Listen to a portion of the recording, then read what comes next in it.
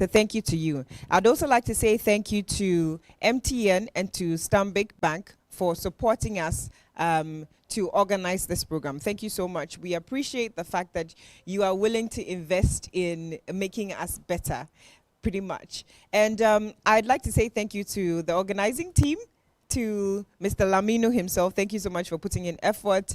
To Atukwe, to my production team. Even though we went live early, I appreciate you. It's been a hectic day, and thank you, because without you, this wouldn't be happening.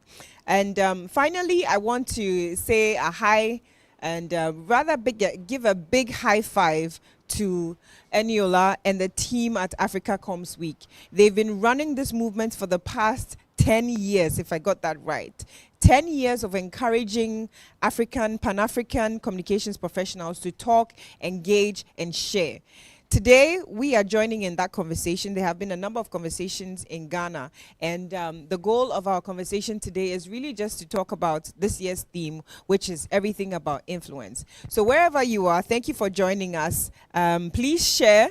You can share the link. We are also live on the Africa Communications Week YouTube page. So you can share the YouTube link as well within your groups with people. And tonight I'm quite excited because we have such a great list of speakers. We have people from across the continent, and if I may say personally, people that I've had some engagement with over the last decade or so. They are all doing marvelous, fantastic, interesting work wherever they are, whether it's in Tanzania, whether it's in the Francophone region or close by in Nigeria. Today, we are here to hear from them and also to probably find a connection or two by engaging with each other.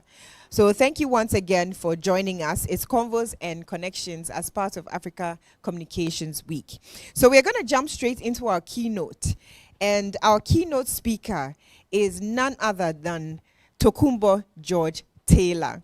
Now, for those of us who used to be, I'm saying it as if I'm still in the consulting agency space. I am not, unfortunately. But those of us in the agency space, especially in WPP Scan Group, know Talks very well. She is a Nigerian powerhouse when it comes to communications and everything PR in Nigeria. Now, Talks has had decades of experience doing fantastic work for major brands across Nigeria, across Pan-Africa, and even in the EMEA region. She currently owns the agency called Scott Communications. And, you know, I wish I could tell you how much work they've done. They started out as Hill & Knowlton and are now Scott Communications. And I think for those of us here, we are used to Googling people. Let me just say, Google Tokunbo George Taylor, and you understand why she's our keynote speaker tonight. So I'm not going to talk too much. Thank you once again for joining. I'm going to hand over to hopefully my production team that's on point. Are we good? And then we will hear from Tokunbo George Taylor. So wherever you are, before we get started, grab a drink, grab a bite, and let's give a round of applause wherever you are to our keynote speaker, Tokunbo George Taylor, aka Talks, the Nigerian communications powerhouse. Thank you. For inviting me this evening to be your keynote speaker. I'm going to share my screen.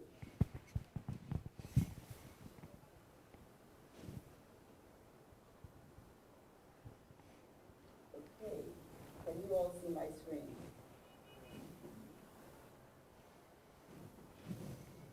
Can you all see my screen?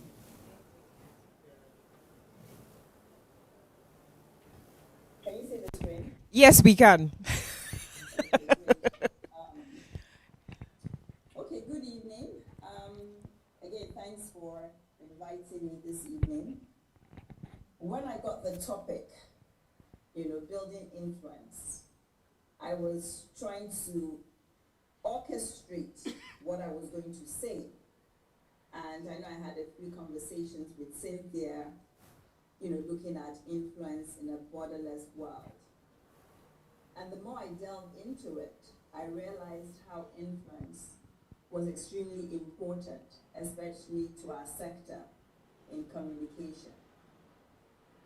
So first of all, how do we really define influence? I think, what does influence mean to you? I'm going to play a video just to start with. Is designed to want to influence the world. Children learn how to influence, as they know it's very influential. Women are highly influential when they want to be, men can be highly influential. And so you realize that influence has such a deeper impact on life. And so the best way to understand the problem is think of the opposite. So imagine walking into a room, no one knows, telling a joke, sharing an idea, caring, selling a product no one buy, casting a vision, no one follow. How would you feel? Good. Horrible, right? Some people would say, visible, lonely. I think the word I use is insignificant. I have no impact. So I am insignificant. I can speak, nothing happens. I don't speak, nothing happens. So my participation in this activity, if I felt that way in a meeting, I'd be, why am I there? Ask myself, why am I in a meeting? If I felt that way in a relationship, I'd ask myself, why am I in this relationship? If I felt that way at work, I'd be like, I don't work here. Sadly, too many people walk around feeling that life having influence is one of the greatest of human experiences. Not having it is one of the worst. That video is very fast, so I said I was going to play it twice so that people can really understand what I'm trying to delve at. Every human, since we were born, is designed to want to influence the world. Children learn how to influence, because they know it's very influential. Women are highly influential when they want to be. Men can be highly influential. And so you realize that influence has such a deeper impact on life. And so the best way to understand the problem is think of the opposite. So imagine walking into a room, no one knows, telling a joke, no one knows, sharing an idea, no one caring, selling a product no one buy, casting a vision, no one follow. How would you feel? Good. Horrible, right? Some people would say, visible, lonely. I think the word I use is insignificant. I have no impact. So I am insignificant. I can speak, nothing happens. I don't speak, nothing happens. So my participation in this activity, if I felt that way in a meeting, I'd be, why am I there? Ask myself, why am I in a meeting? If I felt that way in a relationship, I'd probably ask myself, why am I in this relationship? If I felt that way at work, I'd be like, why do I work here? Sadly, too many people walk around feeling that life having influence is one of the greatest of human experiences. Not having it is one of the worst. So basically, what he's saying, imagine being in a room and you're talking, nobody's listening to you, trying to sell a product or service, and nobody's really, looking at what you're doing, and you're not having an impact. So imagine trying to do something and you don't have an impact. You're not going to feel too good. So how do we, first of all, I think it's important to really define, influence. So when we look at influence, it's basically an action or communication that impacts others' feelings and behavior. And when we're looking at this, it really encompasses thoughts, feeling, behavior, how we deal with the real world, socialization, peer pressure, that influences you, obedience, leadership. You see people who are influenced by their leaders and they want to look like their leaders. They want to talk like their leaders. How does marketing influence us? So when we're really looking at influence is our actions and communication when we, behave towards each other. But think about this. Have you been influenced? So think in the last 24 hours, who has influenced you in any shape, way, or form? And how do you influence others? Very important. And when I look at myself, I see I'm a mother, I have a 12-year-old daughter, and I see how I influence her with certain things that I do. I'll give you an example. We buy a particular kind of water in the house. She was used to drinking the other kinds of water in the house. And there was a day I refused to drink that water because I was used to drinking a particular water. A couple of days later, my daughter actually stopped drinking the water she used to, and I was trying to ask her why. She didn't have any reason, but she was influenced because mommy likes this water. So she feels that mommy likes this water, I'm going to drink this kind of water. And as communications professional, our work is about influence. Influence actually fuels the work that we do. And across all sectors, whether we're working for individuals or whether we're working for companies. It comes to the interest and the deepening of influence. And the question, we should be asking ourselves every day is, how do we continuously craft this influence for our clients? Now, we need to step back a bit and look at how are we going to craft this influence.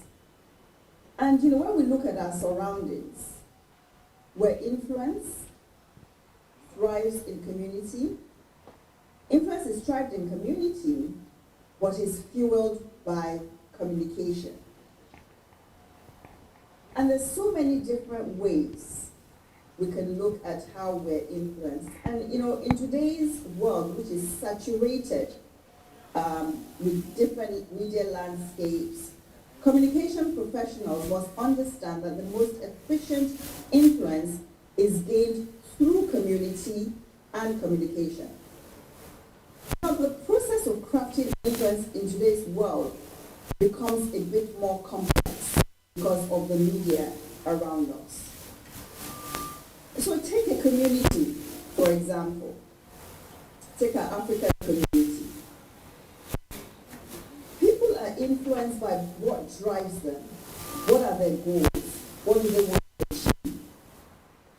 And if you look at a Nigerian community, for example, we have various diverse, groups. Diversity is very key. So everybody has their niche. Every tribe has their niche. The way you're going to influence one will differ from the other. You might live in the same town, but live on different streets, and different things might actually influence you. So at the end of the day, not one size fits all. So we need to basically understand that. And as business and communications professionals, we have to understand that who we are trying to influence, and in influencing them, how are they closer to their goals of what they want to achieve. So when we reflect on that, we need to know who we're trying to influence, how and what medium we're using to influence them, and how do we maximize the opportunity of that influence. So let's start with who are we trying to influence. There has to be a tailor-made approach to our target audience. And when we meet with clients, sometimes they're very clear as to what they want to do and how they want to do it. But when you step back and ask them, what message do you want to communicate? Because the message they want to communicate has to be able to influence their target audience. And what they need to be able to understand is, does the message resonate with the people they're communicating to? So who are you trying to influence? And if we cannot answer that as communication professionals, it's very difficult for us to build on a campaign. That's why it's so important when clients call us for a campaign, they want, we want to be in the papers, we want to be on TV, we want to sell all our products, we want return on investments. Guess what? If they have not looked at the right target audience, they cannot achieve this. So that's why it's always good to get them back into the room, to have a clear message on their products and services. Because if their message is not clear, they're not going to influence the people they want to influence. And right now, with the rise of technology and algorithm, people are looking at different tools to be able to get to the right target audience. So what medium are we using to influence people? And there's a saying that I always, there's an analogy that I always use. Let's take water, simple water. I want to influence my daughter to drink water. I want to be influenced to drink water. I want my mom to drink water. If I want to influence my daughter, I need to be on TikTok. I need to get a TikTok teenage person that is very famous to drink water, to talk about water. My daughter looking at TikTok, seeing this influencer, teenage influencer drinking water, might likely want to drink water. How will I be influenced into drinking more water? If I'm told about how water is going to make me look younger, how it's going to improve my skin, in beauty magazines, I'm likely to drink water. If on the local news, they're talking about how water is good for the older generation, to hydrate them, to make them their well-being, it's going to be on TV. So we're talking about the same product, water, but I'm going to reach my daughter on TikTok, I'm going to reach myself in a beauty magazine, and I'm going to reach my mom on a message that is going to the elderly to show them that hydrating your body at your age is very important. So medium is very important when we want to influence our target audience. And everyone is influenced by something or another. So we have to ensure that we have the right tools to be able to communicate the right message.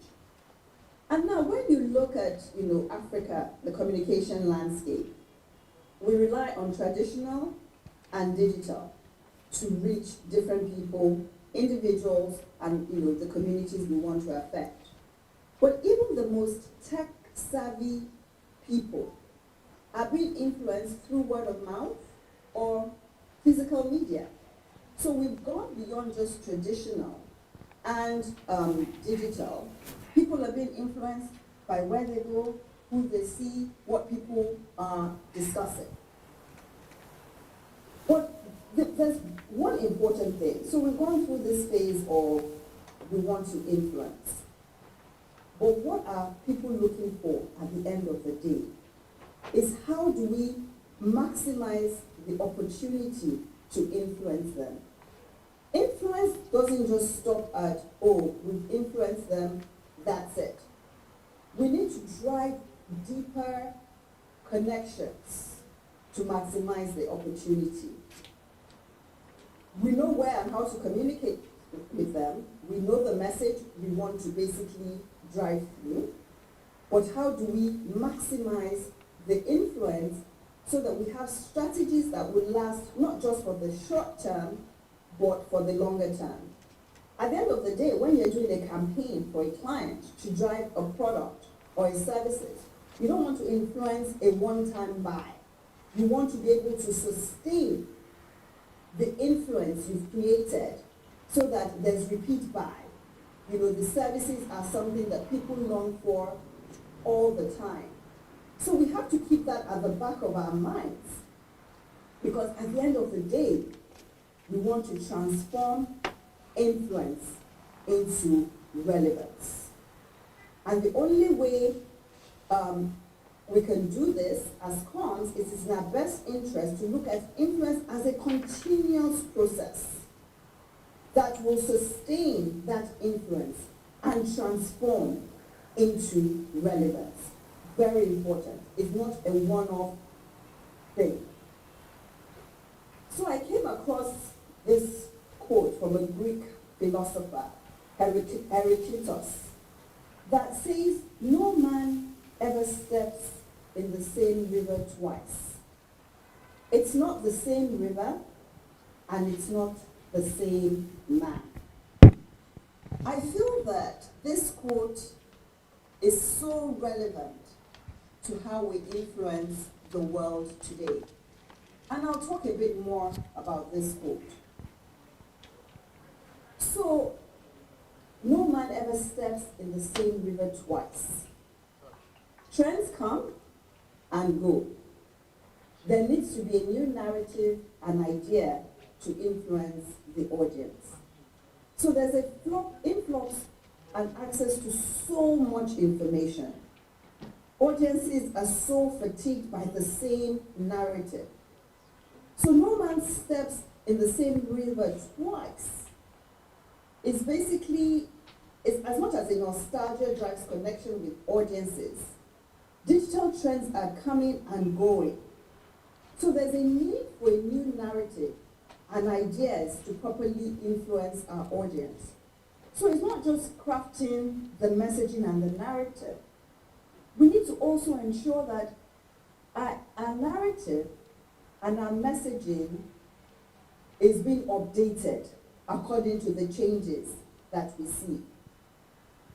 So if you look at the second one, from the same river, right? The media landscape is rapidly evolving, and the nature in which people interact changes with it.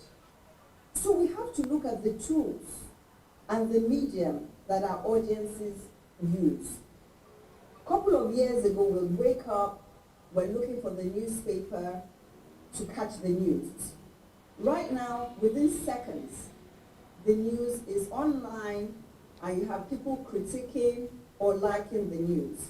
So we have to keep up with the times and we have to look at which medium will resonate with our audience. And the last one, he's not the same man. Change is constant.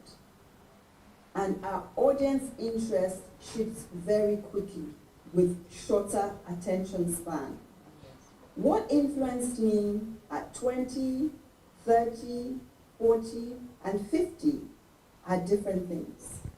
So people are changing. And if we look at the Gen Z, they're influenced by their peers, by what they see, by what they hear. Their attention span is very low. So we need to find out how we monitor this change, because we know change is constant. And we quickly adapt to ensure that things resonate and are actually influencing people to stay. So this now brings us to innovation and adapting. So in our communications approach, right, we need to be able to have the right tools to ensure that influence turns to relevance. And that comes through in our communication approach, in our messaging, delivery of our products and services. Sometimes we see that we need to tweak our products and services to ensure we have the right relevance, because if not, people will critique it. And technology has come on board now to basically help us in this process. Because of technology, we're able to communicate to everyone wherever they are. It's not just limited to traditional newspapers. And from a continent perspective,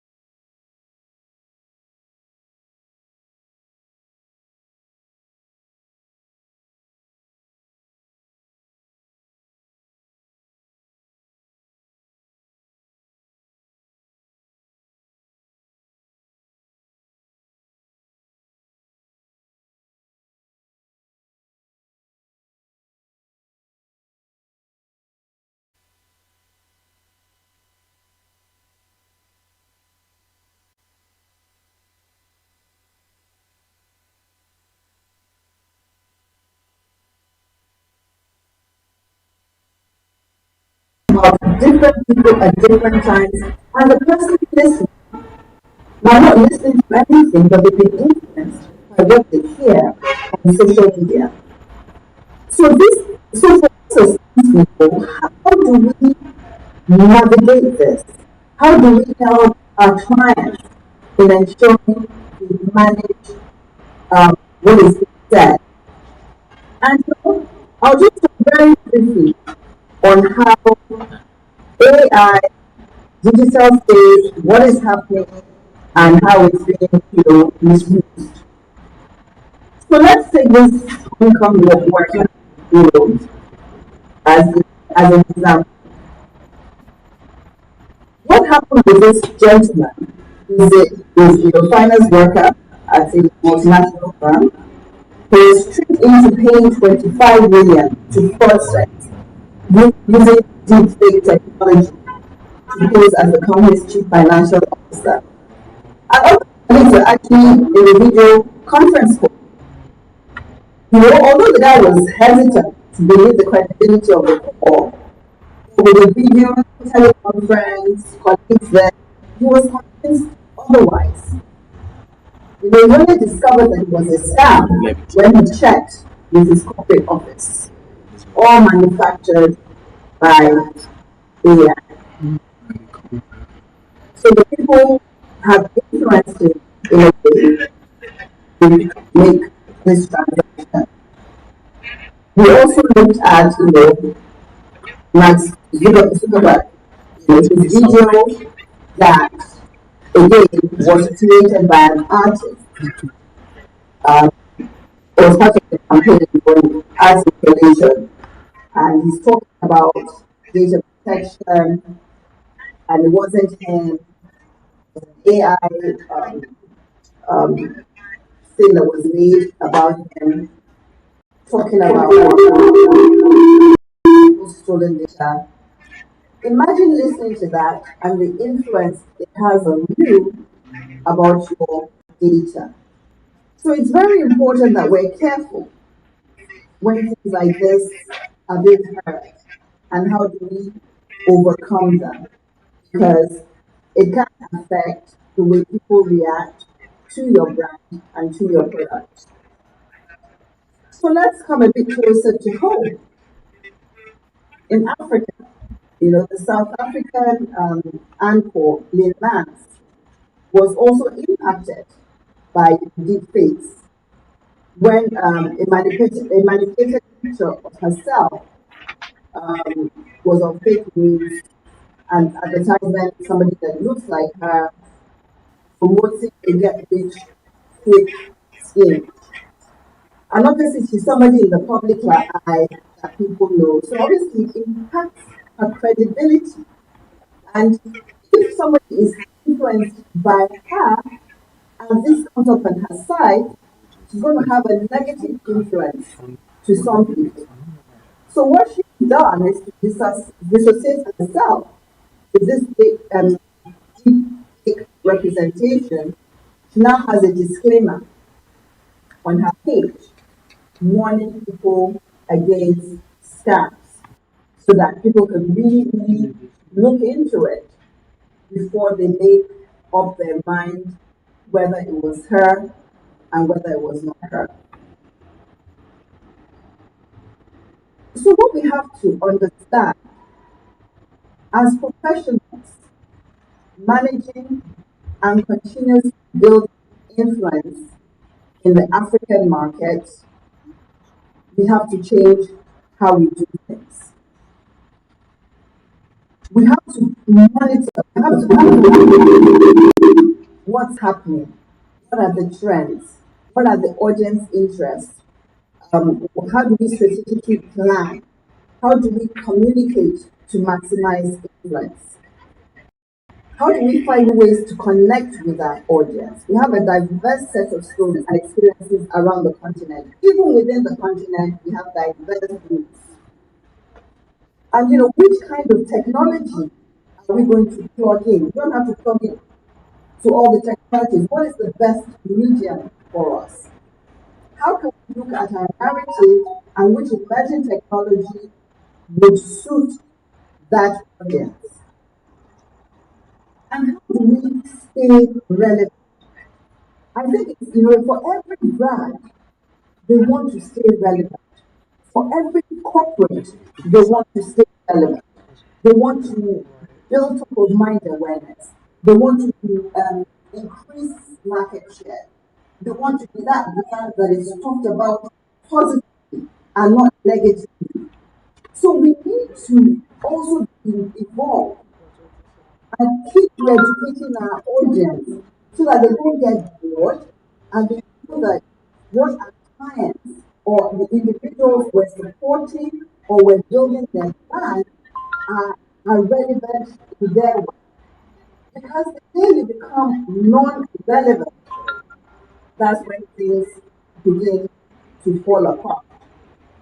So all in all, it is so important. So there's some takeaways when we look at influence, the corporate world, messaging, the media. So when we look at the whole space, a space that is changing daily, a space where we need to research, we need to understand, we need to deep. But the first thing is influence thrives on community and is fueled by communication. So you know who you are talking to that community and how you communicate it. Because sometimes even when we communicate can mislead and influence in a negative manner. So how are we innovating and adapting? How are we looking at the quality of our delivery? Because at the end of the day, how can we influence if the quality service of our products and services is not up to scratch? Then our media space is evolving rapidly. So we need to know that we need to cultivate things properly. Because right now, it's not just an African continent. What we do, what we say, is being seen internationally within a few seconds. How are we monitoring innovation so that we don't have the deep fake technology affecting our clients? We have to stop technology. There's no doubt about that. But things are becoming so sophisticated, and we also have to be careful of how social users are influencing our corporate brand, individuals, our products, and our services. But at the end of the day, it is a tool to use. But as communication professionals, we have to work to manage the risk associated with the digital influence. We also don't want to have the crisis happen. So we need to be able to sit with our clients to let them know that what kind of scenarios should we prepare for? What are the risks associated with the things that you're doing? And it takes a lot of effort. It takes a lot of research. It takes a lot of navigating to even look at where our audiences are consuming their news from. Because if we don't identify that, then we're not communicating properly. And at the end of the day, we have to monitor continuously. And we need to keep looking. Remember the quote that I mentioned before. People change, consumers change, customers change, companies change. How do we ensure we stay relevant? How do we ensure that we are connecting 24/7 and influencing our audience at the right place, at the right time, with the right messaging.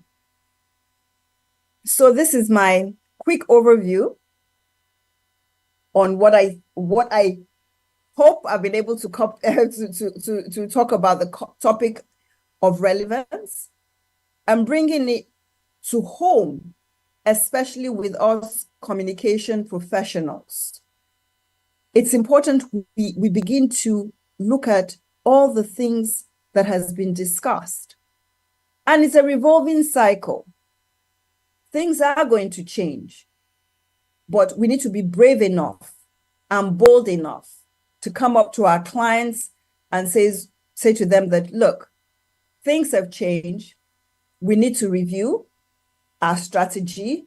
We need to review where people are consuming news and who we should be talking to. And we need to act immediately. And we need to be able to manage risk for our clients. Thank you very much.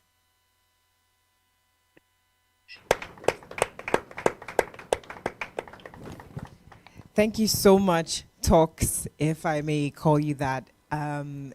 It was a brilliant keynote. On behalf of the people here, we say everyone was just listening with rapt attention. You dropped proper keys, and I'm excited for the conversation that's about to follow, because she touched on so many topics, so many issues of interest. Everything from AI to crafting influence to, even new generations and thinking and strategy.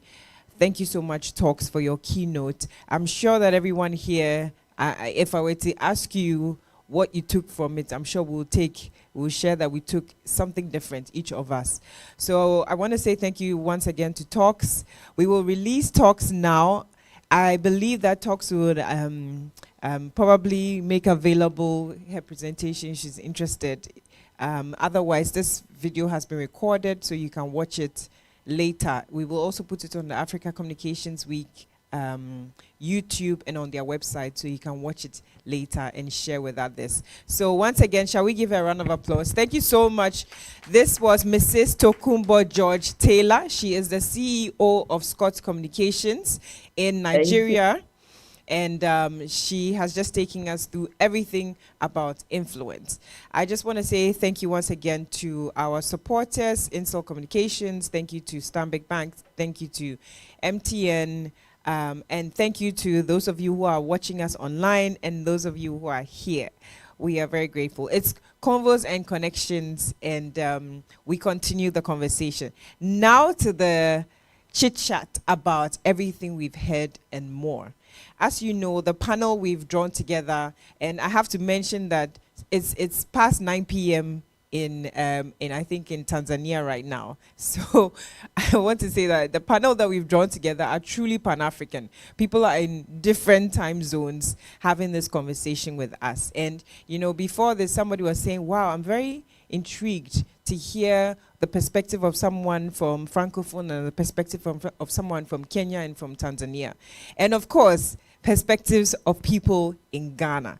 So we're going to jump straight in. What I want to say to those of you online is feel free to write your question in the chat.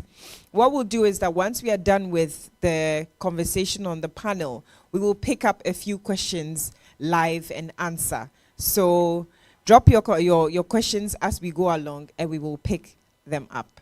Thanks once again for joining us on Convos and Connections. With that, I'd like to introduce my in-person panelists, and he is none other than David Ebo Johnson. Shall we please give him a round of applause? David, if you would come up and join me here. David is one of those that you don't often see out there, but who's doing a fantastic job. If I were to also say his profile, will be here forever. David does amazing work in the mineral sector. If you anything about mining, anything related to communication, stakeholder engagement, whatnot. Unfortunately, David, if you Google him, he's such a quiet person. I'm not sure you get enough information about him on Google. But this man here, I've been abusing the word powerhouse. Don't think that I'm abusing it, because this is real. Talks is a powerhouse. David is also a powerhouse. Thank you so much, David, for joining us. So now we go online, and I want to introduce our online panelists. And if you would just turn on your screen, your videos. Yes, so we see all of you. Okay. Carol and Kwame. Brilliant. So there we have it. We have our full panel, and I'm going to go around the room and introduce. So we've met Mrs. George Taylor, that's Tokumbo George Taylor. She was our keynote, giving us fantastic information. Now we have Olivia. Olivia is a Francophone. I like to call her bilingual communications consultant, because she does everything. She speaks fluent English, fluent French, and she's currently a communications consultant, but she was most recently in charge of Meta in the Francophone region, doing a lot of work. I think in the last couple of years, if you've seen anything Meta French, it's been Olivia. So Olivia, thank you so much. I know you are doing work currently on the continent, different things taking a different direction. It's good to have you here tonight. And I know you're dialing in from either Paris or South Africa, one of them. Hello, Olivia. South Africa. Ah, nice. South Africa. Please, guys, don't believe Cynthia when she says that I'm a bilingual, whatever, because you will soon discover that I don't speak, my English is not that good, and I have this horrible French accent. So don't believe a word of what this girl says about me if it comes to being able to speak English. My question to all of you here, did you hear her English? Did you understand her? So then what is she talking about? Anyway, so Olivia has worked, in English agencies and French. So you get what I mean by bilingual. So now I'd like to move on to Loth, and I want to say something small about Loth. About 10 years ago, when I've been doing Galamsey for a long time, those of you who know me, and I was doing this Galamsey for a non-profit. And part of what I had to do as a consultant on that job was work with them to get a Rockefeller Foundation funded conference in Italy, in Bellagio, for 19 journalists across the country on malaria, and especially at the time we were moving from the MDGs to what we have now. Now I even forget what we have now. So I met Loth because Loth was one of the participants we had from Tanzania. So we spent a week together in the most beautiful place in Italy, deliberating on, fantastic issues about how to communicate malaria, and it was such a vibe talking to someone who had a completely different background and perspective. So it's exciting that, 10 years on, we are here having another conversation about influence. And I know that he's very influential because he actually founded the IPR of Tanzania. So he is the original founder of, I believe, Loth, it's PRST, if I got it correct. And he is a communication strategist. So hello, Loth. Hello, Cynthia. Nice to meet you here again. Nice to meet you as well. Brilliant. Thank you so much, Loth. Then we have Kwame Senu. Now, if anybody attended APRA just last week, you would have met Kwame. I don't know if any of our online panelists are there who can say, I saw some pictures, so I know you met Kwame. Kwame actually supported the organization of APRA last week. And he is also a senior communications executive working not just in Ivory Coast, but in the region as well, doing a lot of fantastic strategy work. He's also one of what I would call the returnees who have come back to the continent to do a lot of brilliant work. He is the executive director of the Holding Opinion and Public. I hope I got that right, Kwame. And I met Kwame years ago. I think this must have been 5 years ago. Oh, right now, dear. I'm dating myself. So I met him about 5 years ago, or maybe that was at APRA Kigali in Rwanda. And it's good to connect with him again. Hello, Kwame. How are you doing? Hello, Cynthia. It's my pleasure to be with you. Olivia and myself are connecting from Johannesburg, South Africa, where we are facilitating a program together. And Lot is my very old friend from so many years now in the PR family of Africa. I love that there are so many connections in this panel. Everyone is connected somehow. And I didn't even know when I was putting them together that they all knew each other. I believe it's a small community of communications professionals. Then I have Carol. I have a story for everybody. Carol and I worked at Ogilvy together. And, Carol was also, doing a lot of amazing things down in Kenya, Nairobi, and working within that region.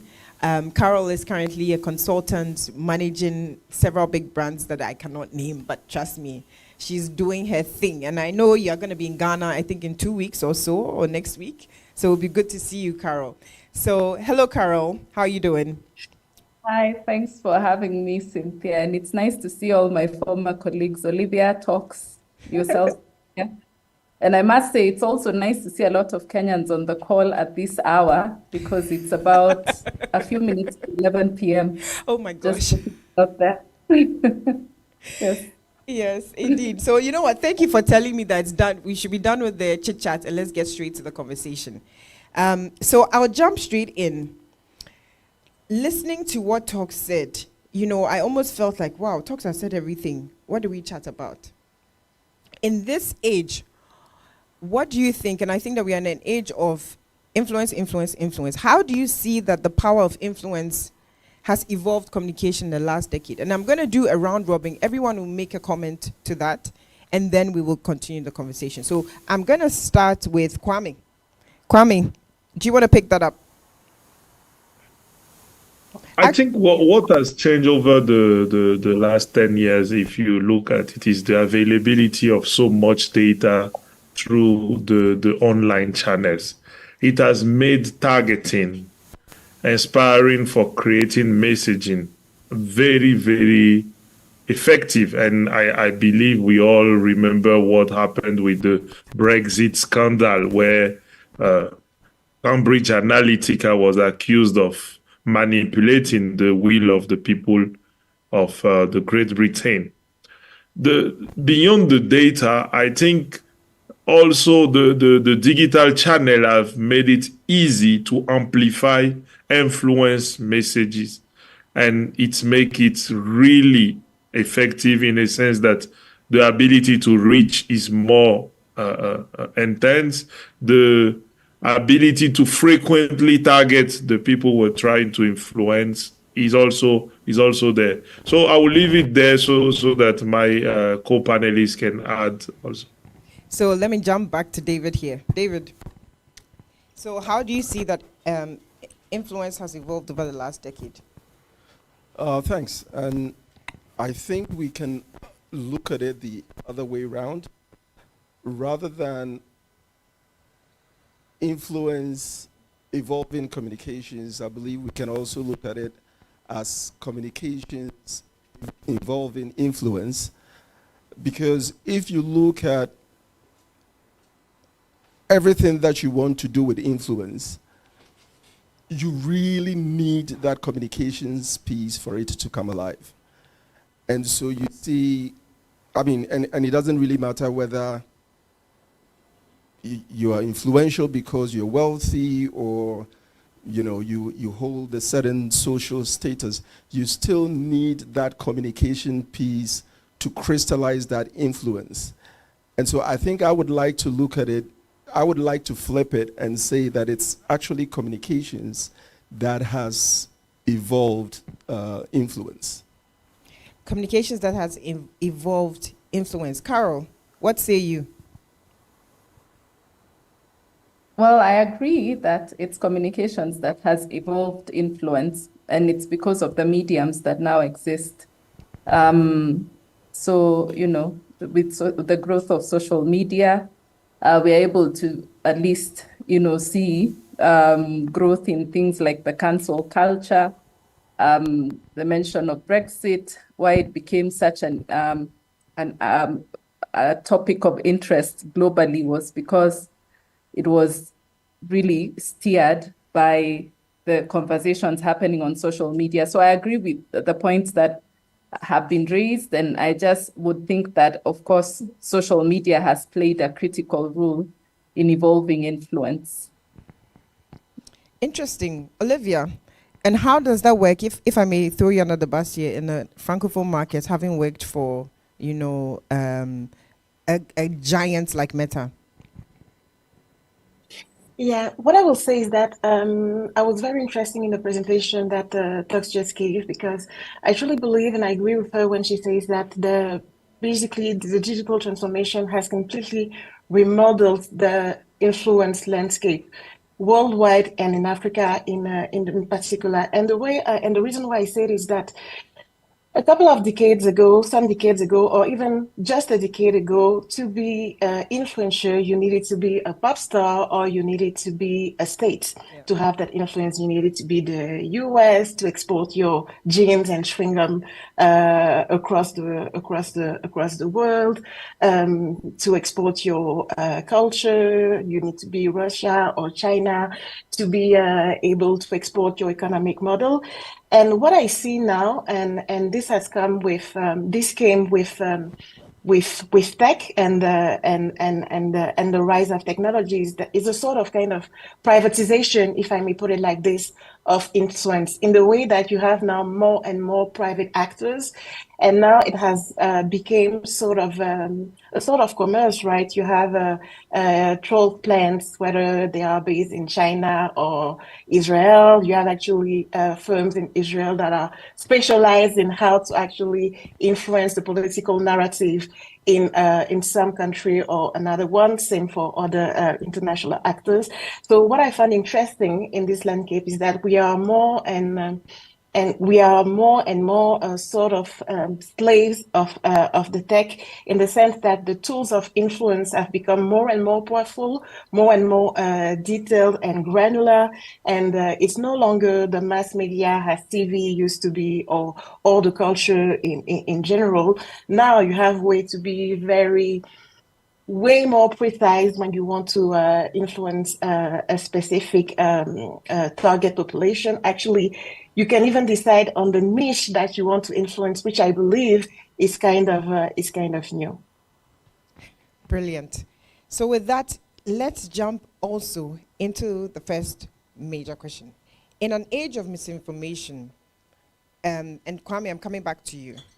In an age of misinformation, how can communications professionals ensure that they wield their influence for positive change rather than perpetuating negative stereotypes? One of my friends, Dustin Chick, who is the chair of the PRCA network, ethics network, like to say, do the right thing. We all know what is the right thing. And if you look at the IPRA definition of public relation and communication, I believe ethical is really a central word. So we know what the ethics stand for, and we shouldn't depart from that. More often in the flow of doing our work, whether it is in-house or in agency, we forget to ask ourselves the ethical questions. Am I doing the right thing? And I think it is a question that should come at the forefront, because I am of those who believe that PR is so serious that it should be as regulated as doctors are regulated. We have the power to sow chaos. And let me say it from this region. I mean, I'm in Joburg, but I'm usually between Abidjan and Lagos, where you can see that something as beautiful as ECOWAS, that will allow people like me to move across the region and even get married in Nigeria, and is now through influence destroyed, and people are questioning why we should be ECOWAS together. And our brothers and sisters from Niger, Mali, and Burkina are now saying they are leaving ECOWAS. That's what influence can do when it is in the wrong hand. So I repeat myself, as comms people, before we set into action, before we execute brief, we should pause and ask ourselves, are we doing the right thing here? Well, are we doing the right thing here? I have to say, when you said that PR should be treated as seriously as medical doctors, I don't know what you think out there. Tell us what your thoughts are. I find that very, very interesting. I think it's giving me a very new perspective on our practice. Sometimes we don't take ourselves seriously enough. And so I loved your comment about that. It's given me something to think about, and I'm sure you as well. So let me just jump to Carol here. And Carol, I want to ask you, looking at us as communications professionals, we have a really important role to play in crafting influence. How does our role play out? Because half of the time we are trying to get a seat at the table. The other time we are not sure where we are. Are we that important, but we're not important? What role do we play in crafting influence within the organization as people who should be influential themselves? Well, I think I'll start by answering what our role is. And I believe, and Talks spoke through it in her very detailed presentation. But we are connectors. We strengthen relationships inside and outside of organizations.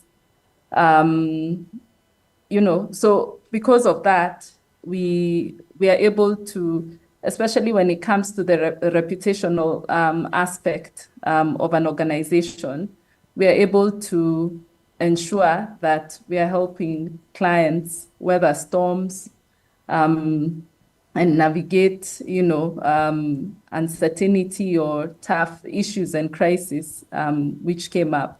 So I think our primary role and the heart of, and which is at the heart of what we do as PR professionals, is that we manage reputations for organizations. And the relationships that we need to have to do that are mainly with the media and the mediums that now exist, the conduits to our public. So I'd say that that's the role we play and how we do it, how we manage the process. Yeah. Indeed, the role we play and how we manage the process. I'm going to come back to you, Olivia, and I'm going to ask you about the rise of cultural tastemakers on the continent. And I'm saying this because I know that you have had some insights into this field. How can we as Africans leverage this influence? And Talks shared a lot about it. How do you think we can actually get to that point that Talks mentioned? How do we leverage our cultural influence?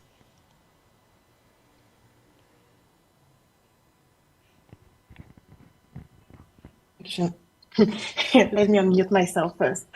So before talking about the tastemakers, just a couple of hours ago, I was giving a workshop on the media landscape in Africa, and I came across a number that I found interesting and also worrisome. And it's from a study from Africa No Filter that focuses on how African media report African issues. And basically what the story says is that a third, can you imagine, of all the coverage on Africa is from non-African sources, a third of it. So what it says about our continent is that we still have so much to do to re-own our narrative, because we are being currently, and we are still being currently depossessed of our narrative. Although we see this rise of we see more and more African media emerging, there's still a lot of work to do so that the story that is told about Africa is a story that is accurate and that is made by Africans. So fortunately, this gap, we see this gap from media being bridged by what you call the tastemakers. So basically, the music icons or the fashion icons. I don't know if you guys love Janet Jackson as much as I do. I do love that woman. And I love her video clip, The Story Made for Now, all the beautiful design. It was very it had so much of Africanity, if I may put it like it, in it. Of course, we also know the work of Beyonce and what she has done to make us discover so many African creators, the like of Sarah Diouf, for example, who is from Senegal, or La Falaise Dion, who is from Ivory Coast. So, and what we also tend to see and tend to realize is that Africa has become trendy, kind of. So Usher is even singing on Afrobeat and African on African rhythm. All the American or US celebrity that you can think of doing a duet with likes of Davido or so many others. But what we need to be careful about is not lose the momentum, right? So that it's not a situation Africa is trending now and tomorrow is going to be Asia and next one is going to be South America. So we really need to leverage on this momentum.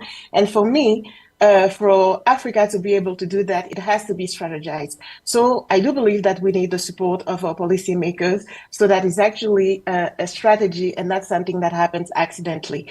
And when you think of countries, and it will be interesting to do a benchmark of other countries, but when you think of country like Qatar, for example, who has used sport to promote its country, if you think about I like Janet Jackson, but I also like UFC and MMA. Don't judge me, please. So if you think of Saudi Arabia and Riyadh now being the hub for so many amazing boxing fights and MMA fights, it doesn't happen by chance. So we need to do more and more lobbying and advocacy on our policymakers so that they realize the huge potential and the role that they have to play in helping us building together this African narrative and making it stronger. Rwanda has done it beautifully again with sports when you have these jersey with Visit Rwanda. So these are the type of initiatives that I will tend to encourage. But I think that it will be just too easy to say that let the musician, let the artist, let the designer do that by themselves. They really need to be supported and accompanied by governments. And this is my opinion on this. Wow, interesting. You know, when you were talking, I was saying to myself, I know a lot about Anglophone stuff, you know, about the influential cultural tastemakers in the Anglophone world. I think Olivia mentioned one or two names I didn't recognize from the Francophone world. And then that brought to me what's happening in East Africa. So, Loth, I want to come to you and I want to ask you, as someone who has actually had to be influential, how does, you know, this whole culture building work in your side of the world as a PR professional? Hello, Cynthia. Thank you so much. You know, the issue of influence has been backed more by communications. We as public relations practitioners have tried so much to make sure that this type of influence is taking place and is working very well with the brands that we are working with.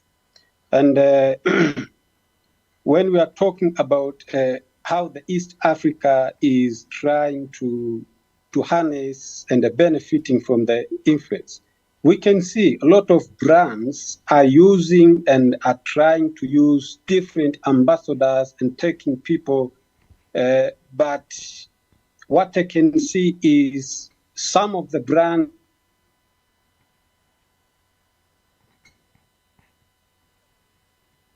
do not have good criteria on who is the right person to take as their influencers. And this has to be done effectively by we as communication professionals, that we have to advise our brands that who has the direct link with the products and the services that we are trying to do. And you see that most of the customers and the audiences we have are seeking a pure third-party reviews that is backed by personal experiences. Let's a small hotel and someone you get some views and comments from other people outside from your system. This can give your audiences and the customers that if someone is trying to comment in a positive way about your product and how the services are being taken over there, that means this it gives extra mileage and extra trust for your products and the services that you are trying to provide. And most of the influencers which are being used in East Africa, I can see most of them are artists, the music artists. These are performing very well, but the only problem that I can see is you can see the same influencer is trying to promote different kinds of brands with the same connotations. You can see here there is no what we call the privacy rights. That means we as communication professionals, we have to advise our management and the brands that we are trying to work with in order to make sure that if you are trying to take a certain person to be your influencer, make sure that he or she has the direct link with the products and the services that you are trying to provide. If it is drinks, if it's maybe a service, make sure that you try to understand the lifestyle of the influencer that you are trying to use. So some of the problems that as the main challenge that I can see, especially in East Africa, even in Africa in general, different brands do not understand who is the right influencer to go with my product or services that I'm trying to provide. Yeah. Thank you, Loth. It sounds to me like a problem that a lot of us face across the continent. So one thread that I'm getting from the responses so far is that we may have unique circumstances. There may be unique factors that cut across the region.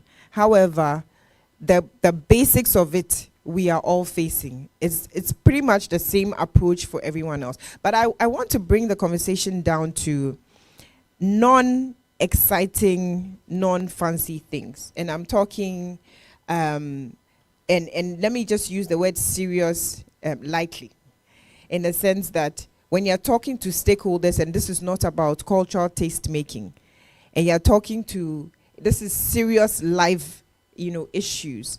How does influence work? And I'm very interested in hearing from David, because unlike most of us who may be engaging with brands on a very B2C, exciting, retail, consumer type of, space, David's job is, I would say, on the other side.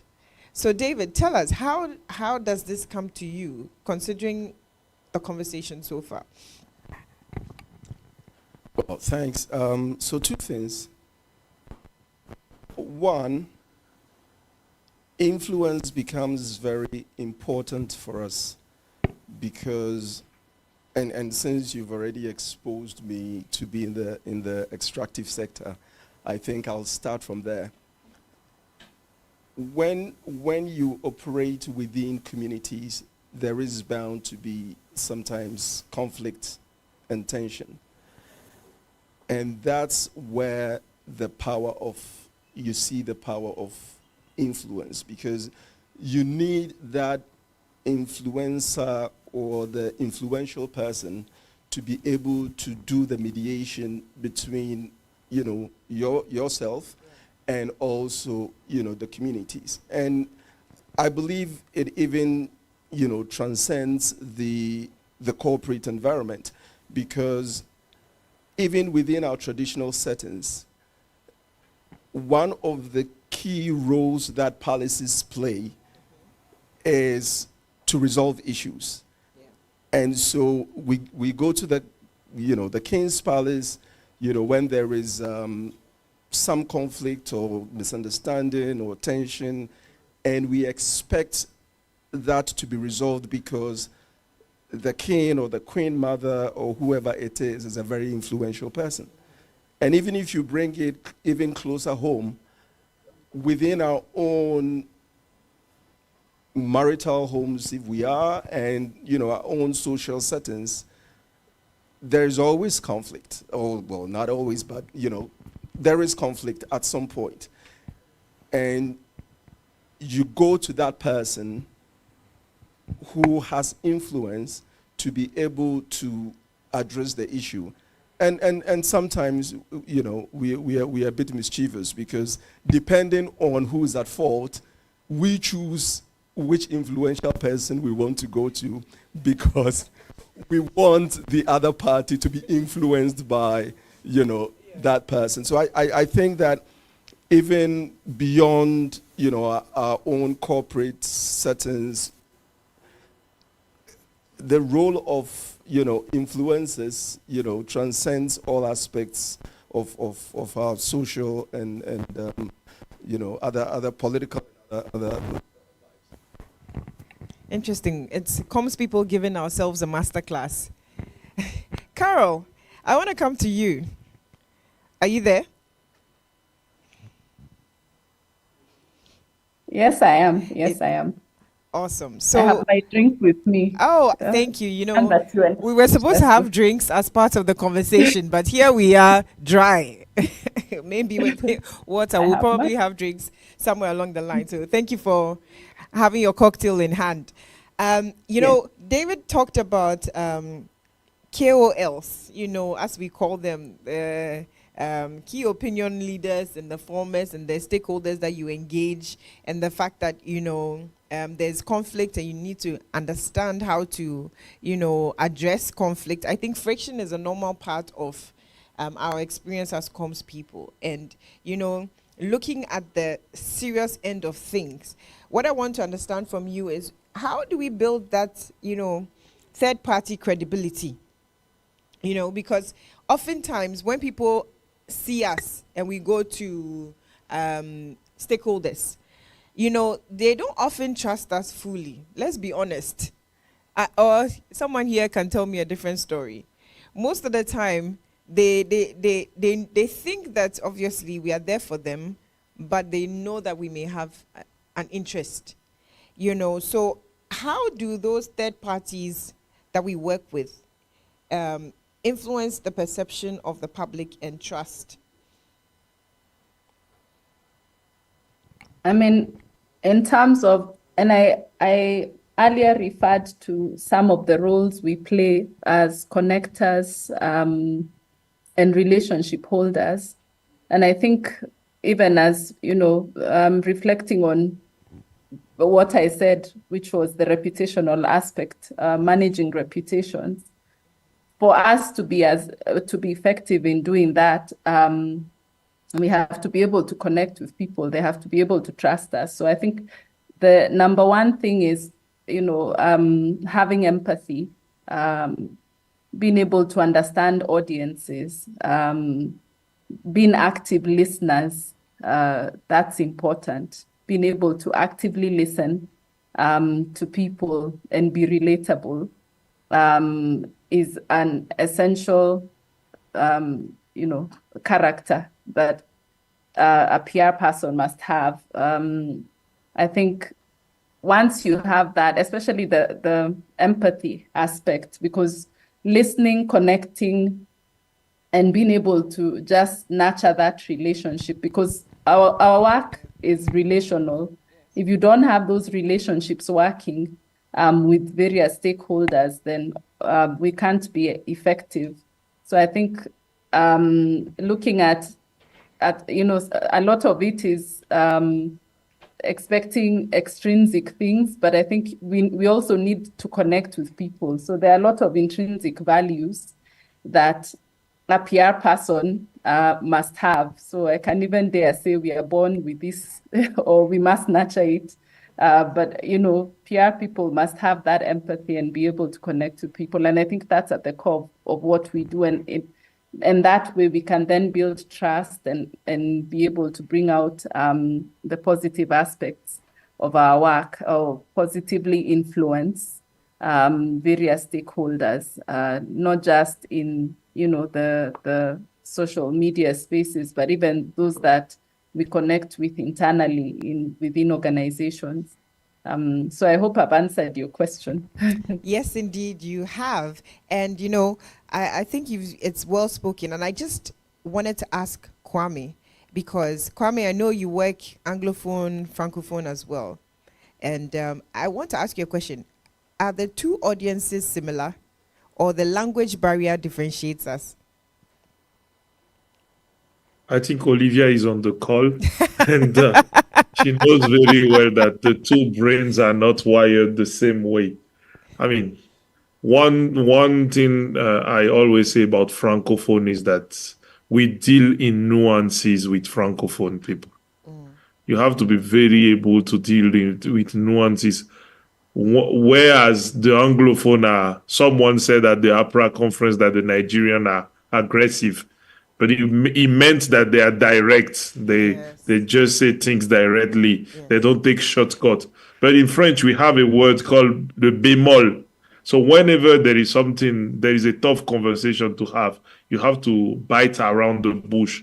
So the two audiences are quite different. Where you use a lot of words in French, you have the luxury to be brief and concise. And I saw you mentioned that in the brief you shared with us panelists.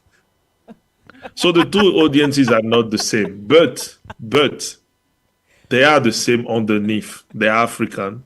They have deep belief, the power of community, the dependence on each other, what they call in Southern Africa Ubuntu.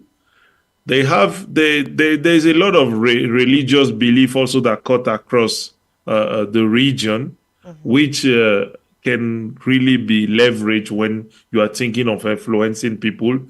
Actually, Afrobarometer survey usually reveal that the key opinion leaders, if you leave the military aside, is usually the religious leader and the traditional rulers across the either Francophone or Anglophone countries. So I can say that what we also have seen is that unlike the Francophone, which were in a where colonization was about assimilation, more or less like looking like a French.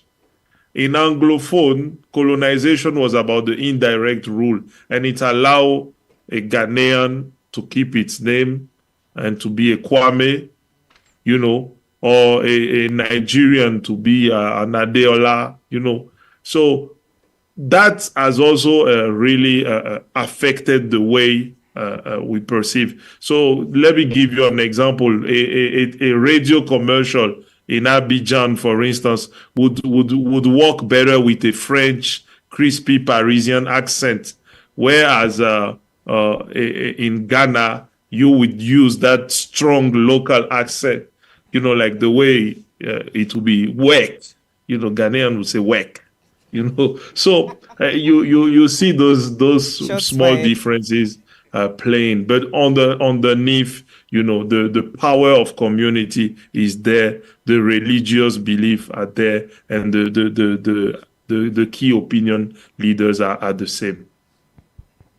Wow, well said. I was sitting here smiling with David because we were just thinking to ourselves, and when he said the comment about Nigerians being direct and Francophones being less so, I said, oh, that's how Ghanaians are. We are not direct.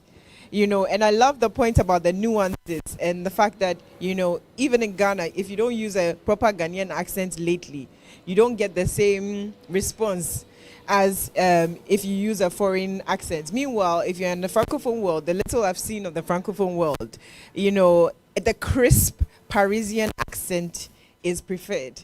So the Olivia accent in French, if you've ever heard Olivia speaking I know, French. especially since she lives in Paris, so it's been sharpened. So yes, I want to just take two comments from our online audience, and then we will move on. And this is a quick reminder. This is Convos and Connections as part of Africa Communications Week, and we are talking about everything influence with people from across the continent. So I had a comment from Paulina, and this is Paulina Kuranchi.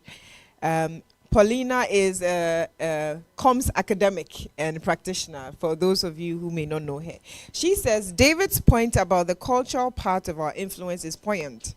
I think he supports my thesis argument that PR in Africa has to go back to its roots. How PR shows up in our traditional settings. That way, we'll be able to explain what we do better and get better buy-in from our organizations. Great conversation. Thank you, Paulina. Very well stated. I think that makes a lot of sense. And Eric has also been logged in from the time that we went live and we didn't know. So Eric said, regulation is important. And Eric's comment is, speaks to Kwame's comment at the very beginning about regulating PR and making it as stringent as the medical profession. And Eric says, regulation is important. However, the issue has to do with regulation by whom? I believe practitioners should focus on self-regulation through a heightened sense of professionalism and ethical conduct. And I want to mention that Eric is actually joining us from the US.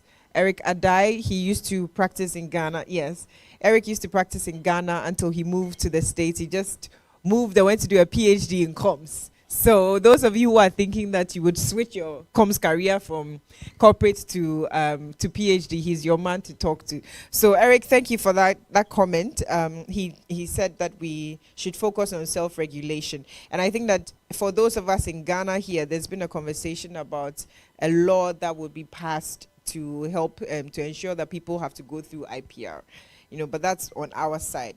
So good conversation so far. It's been very interesting hearing all the different perspectives, but the common threads, as you would agree.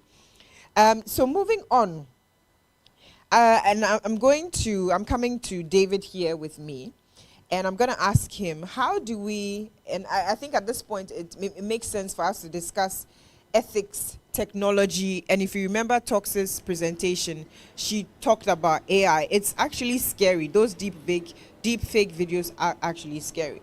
So I want to ask you, David, how come us professionals, leverage our influence to bridge the gap between, investors' perceptions of Africa and the realities on the ground? Especially considering your experience, you're often dealing with, one day you are sitting in a fancy boardroom, the next day you are in the bush, the next day you are talking to, international people. So how can we leverage that influence to bridge the gap? I think the opportunity we have is that it's not everybody who understands the complex African context. And to be able to be influential, you need to understand the people that you want to influence. And I'll use a personal example. So back in uni, and this was in New York some time back, we were having a class discussion about how businesses run in different countries. And after a couple of my, colleagues had given their opinions, the professor looked at me and said, "Oh, David, so tell us, how does it work in Africa?" And I'm taken aback because, and obviously he was asking, based on the assumption that Africa is one homogeneous society. So I was almost offended. And I said, well, Prof, Africa is made up of 54 odd countries. So I can't tell you how it works everywhere, but I can tell you how it works in Ghana. And I think that's the opportunity that we have. The fact that most of the time, investors and foreigners don't understand the nuances and the dynamics. So we get to own that space because we understand what it means to talk to one group or the other. Even within one country, if you move from north to south and vice versa, your message may be the same, but your delivery should be different because you appreciate, the nuances and the culture. And I think that as communications professionals, that knowledge and insight is what gives us an advantage. And if I may use another example, so when I moved to Ghana, I was head of a consulting firm, communications consulting firm. And I was brought in because obviously I was Ghanaian. And immediately I got in and I saw the model that was being proposed. I said, well, this is not going to work. And they said, oh, well, it would work. It's worked everywhere else. And I said, no, it's not. It's not going to work here. Well, so long story short, back and forth, we decided to part ways. Oh, wow. It's been 10, 12 years, and they have not been able to revive the company because they don't understand what it means to communicate locally and the things that work with us. So I think we have a unique opportunity to understand our own culture and nuances and to be able to own that space and bridge that gap so that when the investors are coming in, yes, they may have their own perceptions, but there would be that acknowledgement and understanding that I need this person to be able to make it work. Brilliant. So Loth, I'm coming to you. I know it's about 11:30 where you are. Are you there? Yeah. Okay, good. We thought you had fallen asleep for a second. So Loth, where you are, what are the ethical considerations considering, even what David talked about with nuances? How does it work in Tanzania specifically? We are so diverse that I think that what is ethical in one market may not be ethical in another market. How does it work for you working in TZ?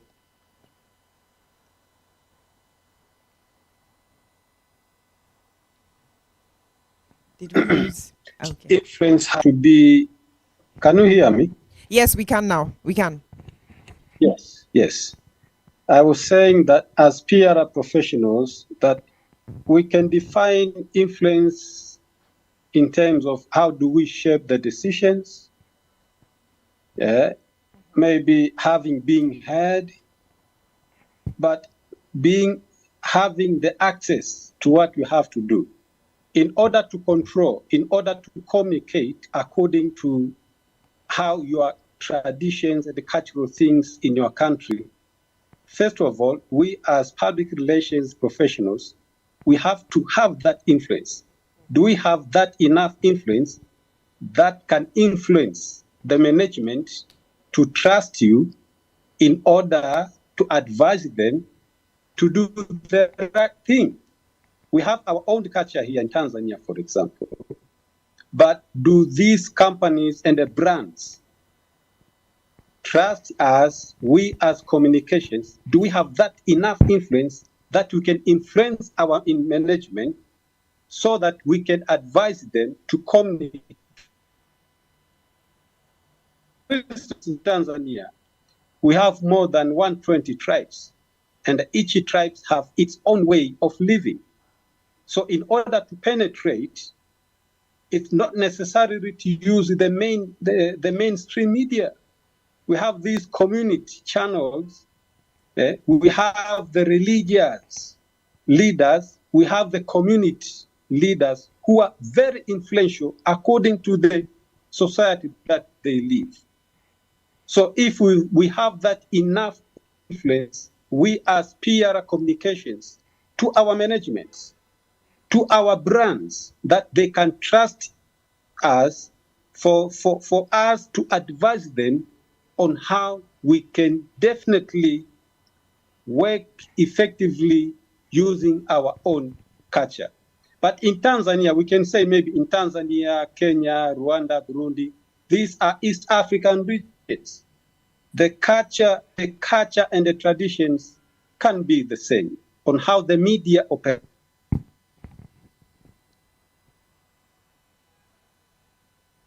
Utilized to different brands are the same, but you have to understand that a certain person has got a certain influence that can influence a certain group so that your products and the services can be consumed effectively. I was saying, as I said earlier, that, you know, influence is like power, but that power has to make sure that it has some ways where some decisions has to be shaped, that you can change people's minds on how they can see, perceive, and consume the products and the services that you are trying to provide to the community. But it's not hard to penetrate. But due to technological advancement, you know, the digital age, people are being seen and are using different channels for them to expose what they have. And this this simplifies our work as we communication professionals, that it's better for in order a certain services and the products to penetrate to the audiences and the customers. So it's not hard as we can say, but things are moving well. Interesting. And Carol, let me just bring you in here. Considering that you're not too far, anything different in your market?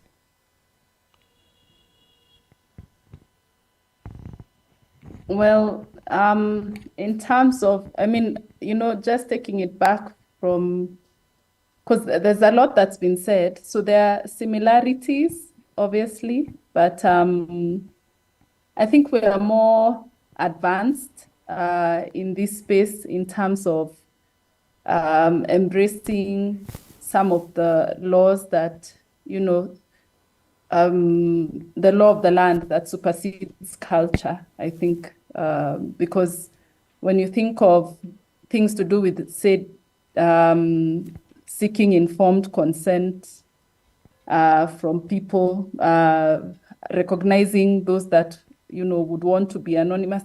I mean, I think there are differences that, and with all African markets, I imagine it's the same, not just because we're looking at it as East Africa, but, you know, across Africa, as Kwame said,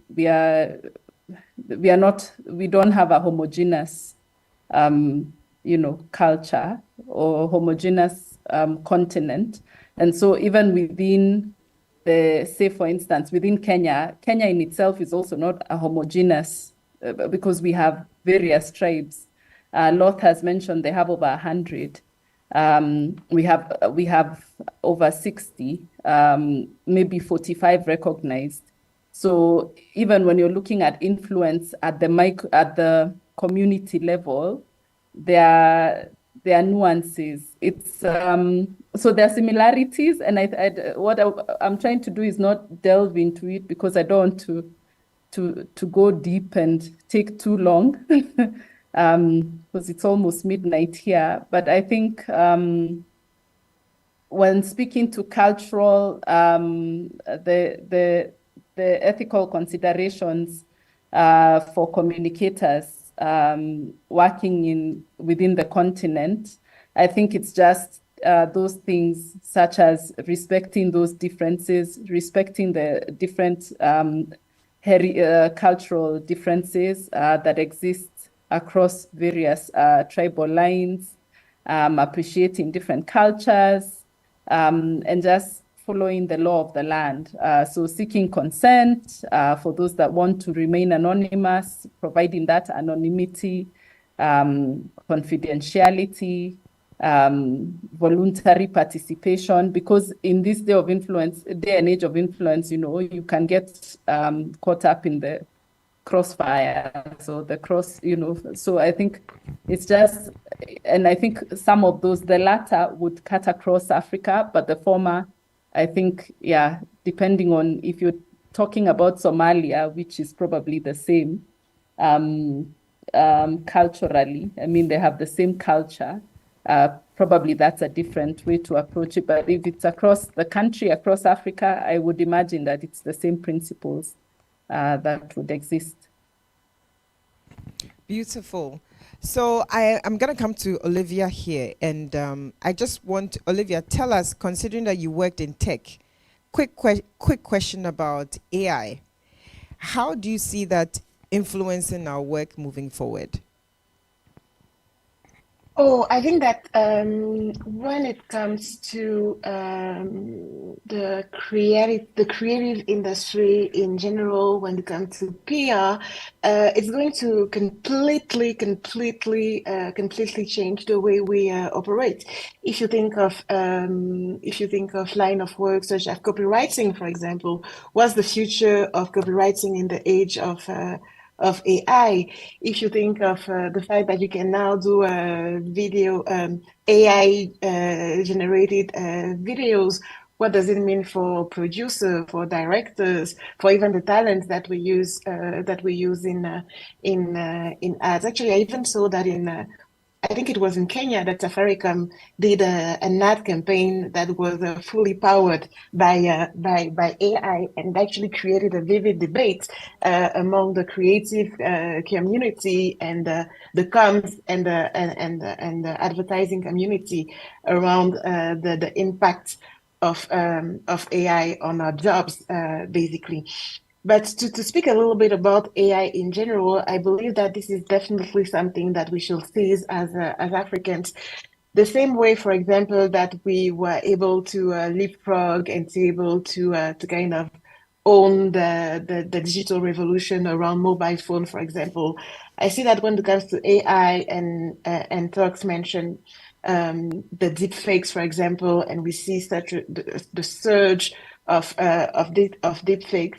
We need to be really more sensitized around all the ethical and regulatory issues around AI, and make sure that when these issues are discussed at a global level, we also have a seat at the table, so that decisions are not made on our lives that we are not being integrated into. So I'm going to come back to David, and then we'll take our last round of questions, and then we can hear from Gina and Mauko. So, David, I was thinking about, when Olivia was talking, I was thinking about you, because I'm wondering how AI will impact you when you are talking about grassroots stakeholder engagement and, you know, influencing the people down there. I can imagine that one deep fake video can destroy.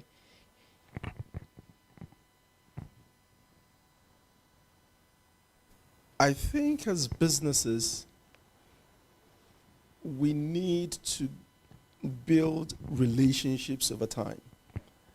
We need to be transparent with the communities that we serve, and we really need to live the values that, you know, we proclaim we have.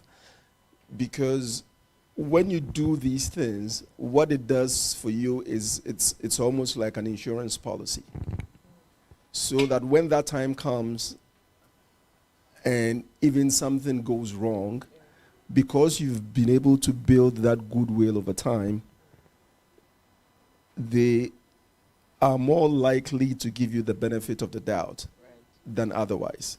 Because you're looking at the information that has come out, whether through AI or some other means, and they can look at it and say, but that's not you. That's out of character. Exactly. So they are more willing to, you know, give you that opportunity rather than if you were not, you know, operating that way. Now, when something comes up and it's negative, oh, of course, you know, because that's how we've known this brand to be.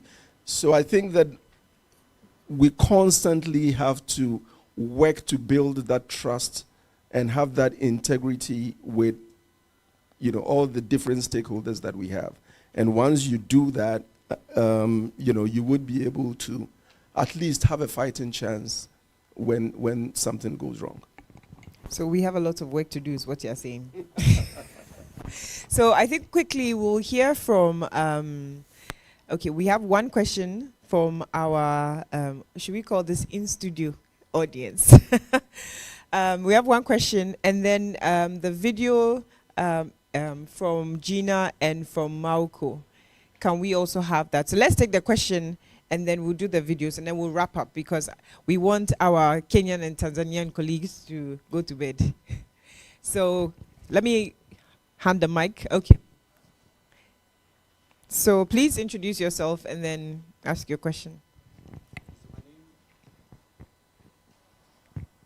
Is Philip Ashon, and my question is, within an African context, how much of the influence can we actually attribute to our supposed African or true African experience, as against lining it to be sort of sitting within a scope that an algorithm would prefer to have as, represent? And for example, like when you think around things like augmented reality and artificial intelligence and everything else, and you think about the content that's available there, and people are talking about co-pilot and language processing and all of that, how much of a presence do we actually have in those spaces to actually start having a conversation around the fact that we are creating a certain level of influence? Because the truth is, within those spaces, what we have,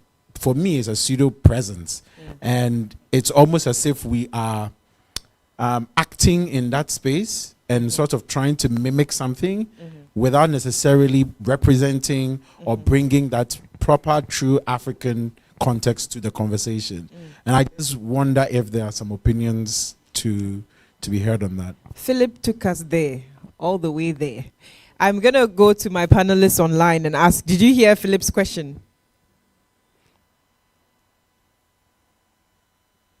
Yeah, we did. I'm not sure I have an answer, but I certainly agree with you. Agree with Philip. To the question, how much presence we have there, definitely not enough.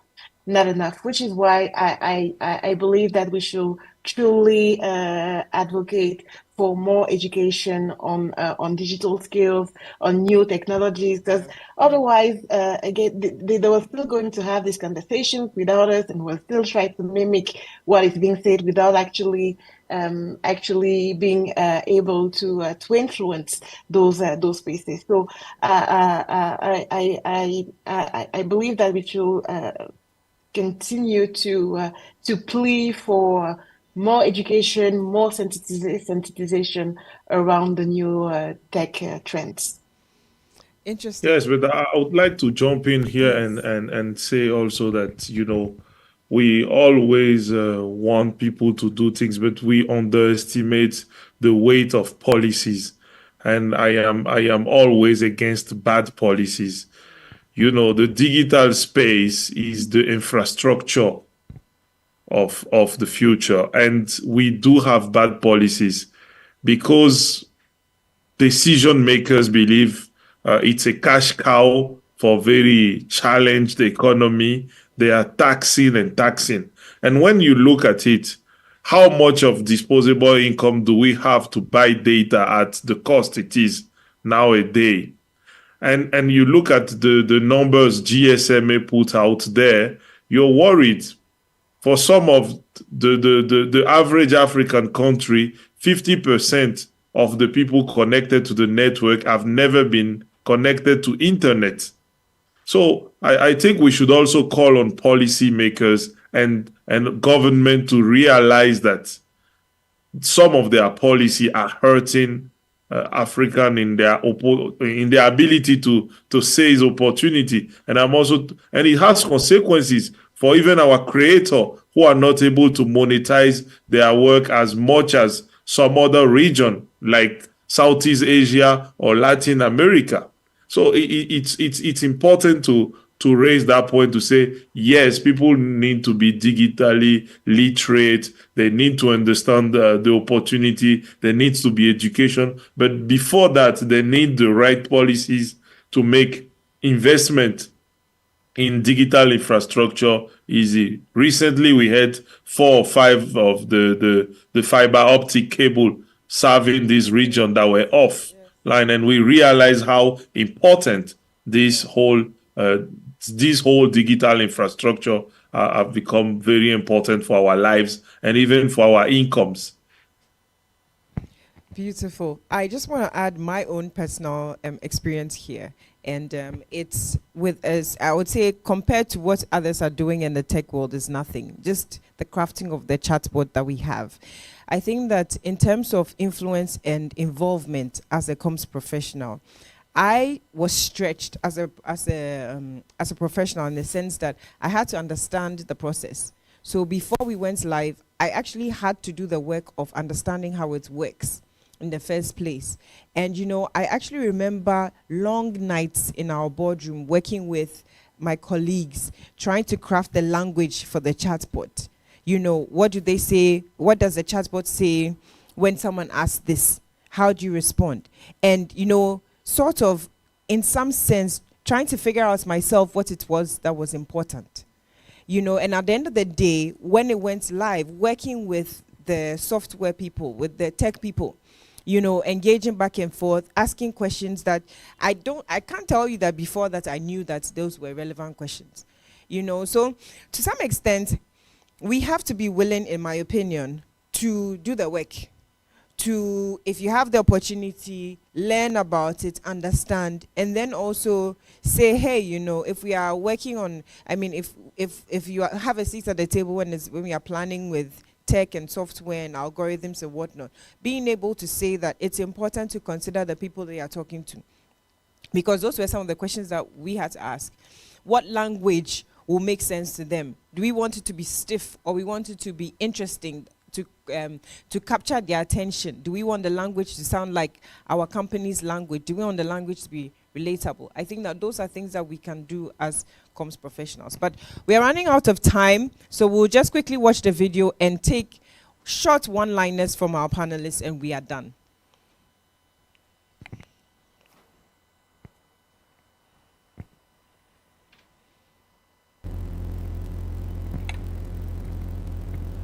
Hello, my name is Malcolm Fajilo. I'm glad to be talking to you today about the power of influence in effective communication campaigns. Let me start with a story. I believe it was some 3 years ago.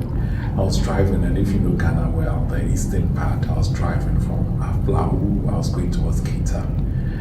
About midway through the 30-minute journey, I noticed that the car was, as it were, literally passing through water. So I drove out of the water. Curiosity got the better part of me. I parked the water to realize that I was driving through seawater. What had happened? The usual story on that part of the country. They have suffered significant bouts of heavy tidal waves sweeping villages, and it was a big issue. I didn't fathom the extent of the situation till I got to Accra, and I saw on national television that the tidal waves had literally swept away thousands of villages, thousands of rooms, thousands of livelihoods. And then I got to work. I called a couple of friends. I was like, what are we going to do? This is such a huge one. Then we decided we needed to act. The first thing that got us going was the power of influence. We linked up with some very significant personalities. We linked up with a couple of media houses, and in a matter of days, we had managed to raise more than 2 million cedis that went to support the victims of the tidal waves. How did it happen? It happened, and we got this traction because, number one, we got people who others respected to front the story and to tell the story and to throw a lot of light on the very difficult circumstances that the victims had to live with. We got on the field together, we went and we heard stories, we heard real life stories, and that brought about a lot of social connection between those who could afford to give something to help the situation and to salvage the situation on the ground, and of course the victims. We also use that as an opportunity to rally and to mobilize people. Now, you know what then happened was that there was a knock-on effect, because somebody you know, somebody you relate to, comes to you and identifies, and people were calling in and saying that, yes, we used to stay there, yes, I have a relative there, yes, I don't know anybody, but look, these people are Ghanaians and I'm able to support. The knock-on cascading effect was what got us the 2 billion cedis. Not only that, we got the entire banking industry to come together as a collective to say that we want to be part of the story. Now that speaks to the power of influence. And you know, because we are all social beings, we look up to people, we respect, and we tend to follow them. Sometimes just the same way that we go and we are chasing likes and we want to read what people have said about a hotel before we go and sleep there, or want to see what the reviews are about a restaurant before we go and eat there. In the same way, we can leverage these influencers to drive our communication campaigns. The other thing that went well for us, of course, is the usual celebrity endorsement, and the fact that people who others respected were part of this conversation, and that worked very, very well. You know, so pulling it all together, wherever you are and whatever you are doing, remember that influence is a big game changer. It makes all the difference. You need to understand your audience. You need to appreciate what kicks them, and then you get the right influence levers. You apply them, and the application and the timing are also very important, because we live in a society where, yes, people want to be part of the crowd, people want to be part of a move, but there is also a lot of cynicism. Creating credibility and getting people who represent a certain trust quotient becomes very important.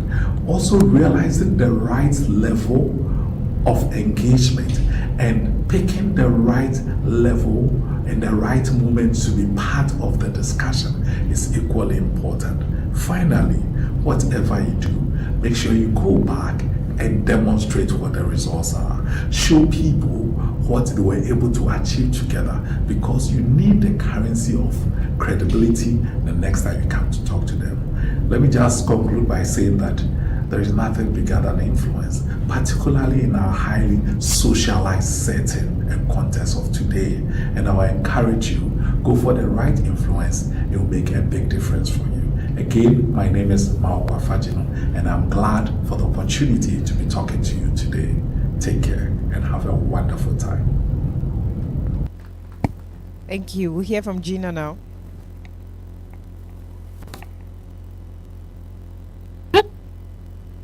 Hello, everyone. Let me take a few moments to talk to you about influence.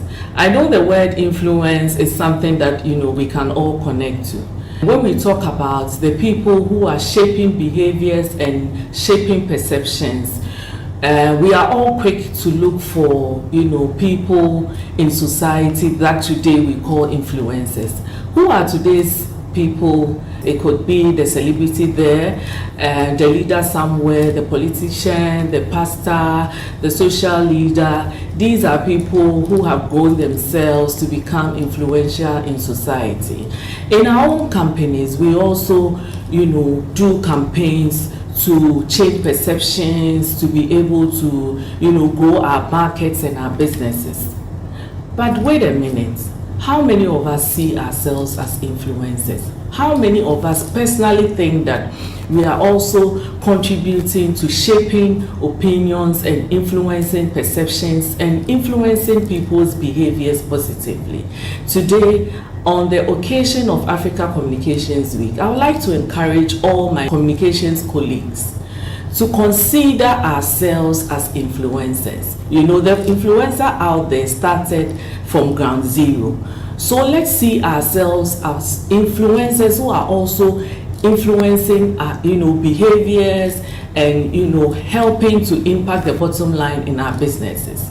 A few days ago, I saw a picture that I thought was very compelling. I saw a picture of a young boy standing in front of a mirror. In reality, he was in a tattered clothes. He looked very unkempt, but in the mirror, he saw himself as a grown-up person in a business suit, in a classic, suit with some nice tie, and standing, very and upright in the mirror. So he projected himself into the future, and he saw a very important, educated person. So what I want to say is that in reality, you may think you are not influencing anybody, but you have the ability to do that. You have the skills to do that. We are the ones writing the speeches, organizing events, posting information, sharing information, shaping opinions, setting the agenda with the speeches and the messages, the publications, the videos we do. Why are we not doing that for ourselves? Why are we not positioning ourselves as influencers who can also change society for the better? Let me just give you one example of what I decided to do with my communications. I see myself as more than a communications person working in an organization, and I see myself as someone I call communications for development person. And so I decided with my husband, who is also in the communications field, that we're going to look at a problem in society and how we can use communications to improve it. So we came up with the timekeeping challenge in Ghana. I mean, everybody in Ghana knows that timekeeping is a challenge. We go to events late, we show up late, we don't know when we will close, we take forever, we spend a lot of time before we respond to issues. We do have a timekeeping challenge in Ghana, and I mean, what are we doing about it? So we decided to take it up as a challenge and use it for a campaign. As I speak, through this virtual sessions that we hold, we've had a lot of influential people, a lot of educated people, political leaders, business leaders, social leaders, organizational leaders coming to speak on that platform. And recently we had a speaker from the UN, another person who is responsible for immigrants in Africa working in Germany. I have someone in northern Ghana who has decided to start doing her own timekeeping campaign in schools in the northern region. I recently also had two pastors actually, who also said they want to start it, one in Kumasi, one in Accra. And then I also have two financial institutions who called to make inquiries if we can come to speak to their employees after work, about the importance of timekeeping, keeping to project deadlines and all that. So we are gradually getting somewhere. And that is what I also want to encourage you to do. I believe that with your communication skills, you can also be a person of influence. My question to you is, what can you also do? How can you also influence people? I'm an influencer. You are also an influencer. Let's use our communication skills to do more than just getting paychecks and getting a job. Let's use it to change Africa, to change Ghana, and also change our communities. Thank you. Thank you. That was brilliant. Brilliant submissions. Those of us in Ghana, I think we can relate to what they've said. So we want to wrap up quickly, but before we do that, I want to acknowledge the International Association of Business Communicators who have logged in on the call, the African chapter. And I'm acknowledging them especially because it's pretty much midnight where they are. So thank you so much for joining. We appreciate your time. We appreciate your presence. Thanks so much. And I guess that's, I'm sharing this also for those of you in West Africa. Join them. Okay. So one line and we are done from each of our panelists. And I'll start with David here. What does influence mean to you? And then we are done. One line. Influence for me is charting a path and making sure that others also follow that path. Beautiful. I'm going to go online now, and I'll start with my East Africans. I'll start with Loth. Loth. Yes, I'm here, Cynthia. Yes, so the same question to you as well. What does influence mean to you in particular? Hello? Can you hear me? Yes, I can hear you. Okay, so what does influence mean to you? Just one line. Yeah, influence means having ability to shape the decision and having that access to what I have to say, but not being heard when in the crisis. Most of PR communications are only valuable in a crisis, but they are not being put on the decision-making tables, but they are only influential when the companies and the brands are undergoing in a crisis situation. Nice one.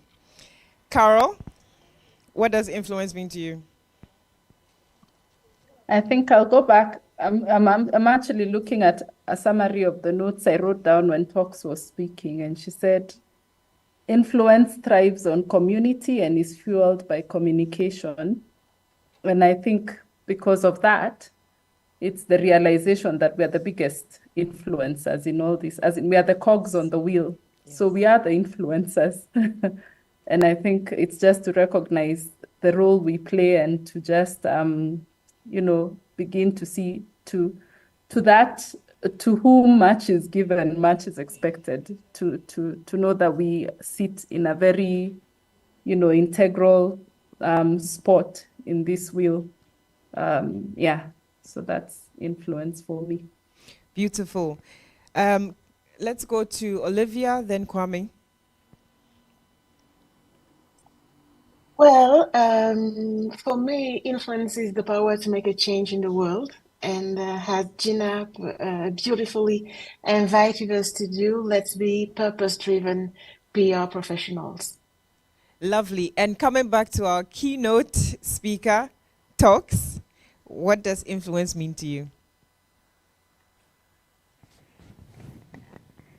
Oh, apologies. We missed Kwame. Kwame. Yes, go to Kwame. Désolé. No, there's been enough definition of influence. Influence is driven by resources. Lot mention power and access. Let's not miss that, because we always talk about the influence, but we need to acknowledge that the resources to influence, and I'm not talking about money only, but we need to be very clear about influence needs that power, and we have to be cognizant of that, especially at the state level, at the country level, because it is what will change the lives of our people. Thank you very much. Beautiful. Thank you, Kwame. So, Talks, you have the last word. You had the first, and now you have the last. I think for me, listening to everybody, I think what I want everybody to leave here tonight with is we are all influencers. We all have the power. We have the strength to influence our communities, no matter where we are. So we shouldn't be looking for external influencers. A little drop makes an ocean. If we can influence the people around us, whether you're in a community or in a big city, it makes a difference. So influence starts with us, the communicators.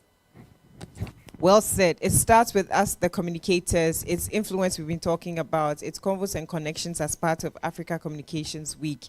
Thank you so much, immensely, so much to my panelists. You've been amazing. The comments I have seen on my WhatsApp from those who have logged in, just saying that the quality of the panel, everything you've said has been so rich. We thank you. So on behalf of all of us online and on behalf of all of us seated here, we just want to say thank you so much for your time. Thank you, everyone. It's been Convos and Connections once again. I think it's a wrap. We can go now. Have a good night, my East Africans. Have a lovely evening, my Francophones. Have a lovely evening, my Niger, Niger, and have a lovely evening to Ghanaians. The aggressive Nigerians. Yes, exactly. So thanks so much. And grab a drink wherever you are. I mean, this is the connections part of it. So We'll send the brilliant. bill Thank to you, you. David. Take care. Thank you. DJ, can we get some music? The DJ.